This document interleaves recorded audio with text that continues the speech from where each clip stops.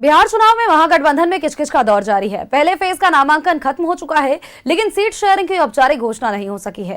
कई सीटों पर आपसी मुकाबला हो रहा है। झारखंड से सहयोगी जेएमएम को लेकर भी स्थिति फिलहाल साफ नहीं हो पा रही है।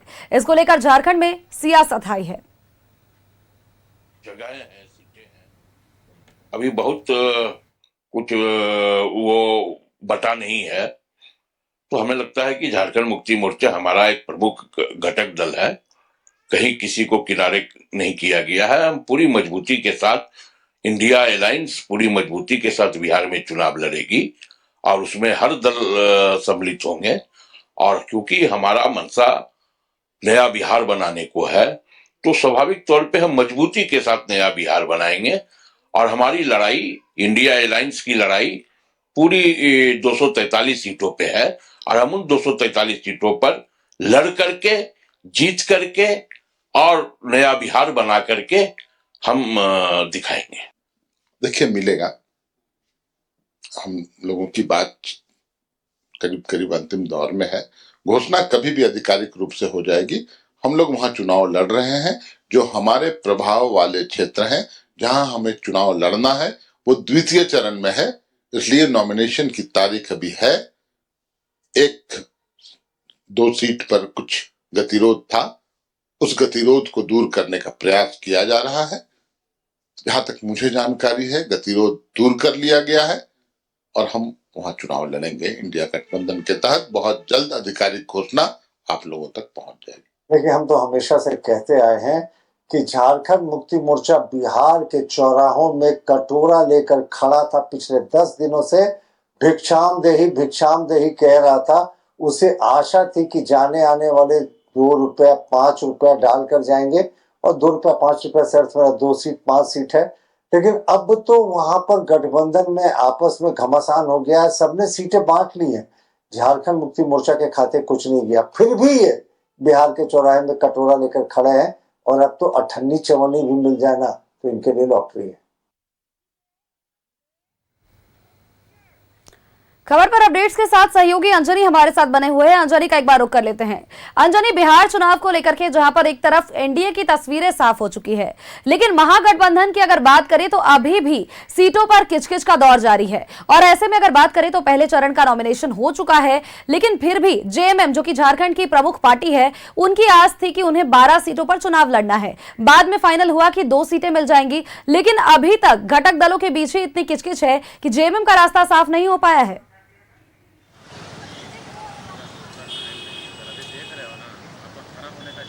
देखिए, बिहार चुनाव को लेकर लगातार जेएमएम जो है पटना में मुलाकात भी आरजेडी के तमाम बड़े नेताओं से की थी।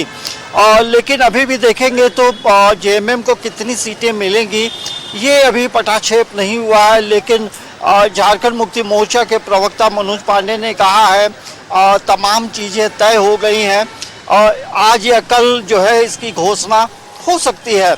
लेकिन ये हम जरूर कहेंगे, क्योंकि जिस तरह से लगातार झारखंड मुक्ति मोर्चा लगभग 10 से 12 सीटों पे दावेदारी कर रहा था, लेकिन अभी भी तय नहीं है। तमाम चीज़ें पर्दे के पीछे हैं। लेकिन जो बिहार का जो इलाका है, जो झारखंड से जो सटा हुआ इलाका है और जहाँ जनजातियों की संख्या ज़्यादा है, उन इलाकों पे मुख्य तौर से जेएमएम का फोकस रहा है।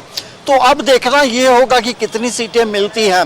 कांग्रेस की बात करेंगे तो कांग्रेस के प्रवक्ता ने भी ये कहा है कि जेएमएम जो है इंडिया घटक दल का एक प्रमुख दल है, तो कहीं ना कहीं तालमेल होंगे। लेकिन एक बड़ा सवाल यही है कि अब जो है सेकेंड फेज के लिए जो नॉमिनेशन होने की जो तारीख है वो काफ़ी नज़दीक आ रही है और समय कम है।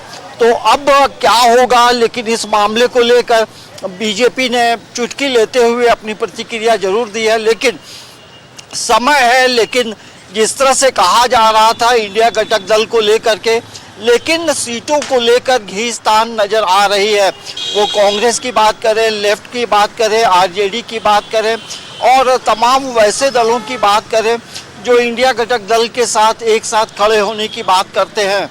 लेकिन ये भी हम जरूर कह सकते हैं कि अभी भी वक्त है तो अब कितनी सीटें मिलेंगी ये कह पाना मुश्किल है, लेकिन जो राजनीति के गलियारों में जो चर्चा है कि 2 से 3 सीटें शायद जेएमएम को मिल सकती हैं, और ऐसे देखेंगे तो झारखंड मुक्ति मोर्चा का जो है बिहार इलेक्शन में एक बार उन्हें 1 सीट मिली है, और जिस तरह से इंडिया घटक दल को एक प्रमुख दल के तौर पे देखेंगे जेएमएम को माना जा रहा है, और जेएमएम की तरफ से ये हेमंत सोरेन, कल्पना सोरेन तमाम स्टार प्रचारक के तौर पे बिहार में कैंपेनिंग करेंगे, तो कहीं ना कहीं सीटों को तालमेल को लेकर के अब तक क्लियर नहीं है, लेकिन हो सकता है कि देर शाम जो है सीटों को लेकर बातें सामने आएंगी। लेकिन इतना ज़रूर है, जेएमएम ने अपने तरफ से ये ज़रूर कहा है कि बिहार में वो चुनाव लड़ेगी और इंडिया घटक दल को मजबूती के साथ इस चुनाव में नैया पार कराएगी।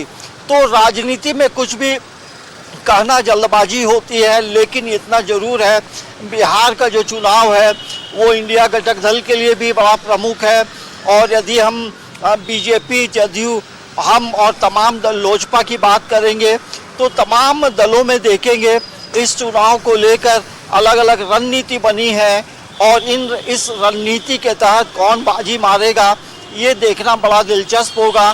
लेकिन सीटों को लेकर के तमाम दलों में खिचखिच जरूर है। बिल्कुल, और जेएमएम का भी कहना है अंजनी की जो सीटें जिन पर जेएमएम लड़ना चाहती है उनका चुनाव सेकंड फेज में है, यानी कि नॉमिनेशन के लिए अभी वक्त है। तो ऐसे में इस बीच कुछ भी हो सकता है, किसी का भी नाम किसी भी पार्टी को फाइनलाइज किया जा सकता है। बहुत बहुत शुक्रिया अंजनी, तमाम अपडेट्स, तमाम जानकारियों के लिए।